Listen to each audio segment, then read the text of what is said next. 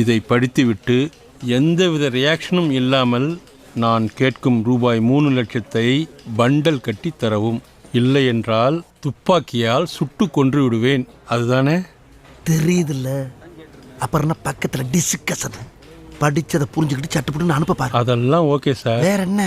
ஆனா பூரா தப்பு தப்பா எழுதிருக்கீங்க. தப்பு தப்பாவா? என்னன்னு? கொள்ளைக்காரனுக்கு வெள்ளைக்காரன் எழுதிருக்கீங்க. பேங்குக்கு பேக்குன்னு எழுதிருக்கீங்க. ஐயா, கொள்ளை அடிக்க வந்திருக்கிறன்றதுக்கு வெள்ளை அடிக்க வந்திருக்கிறேன்னு எழுதிருக்கீங்க. எது வெள்ளை அடிக்க வந்து என்ன? ரியாக்ஷன்ற வார்த்தைக்கு ரியல் ஆண்டின்னு எழுதிருக்கீங்க.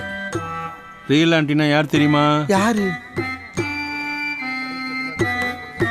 பக்கத்துல மல்லிகையோடு உட்காந்துருக்காங்களே, மல்லிகா, அவங்க தான் ரியல் ஆண்டி.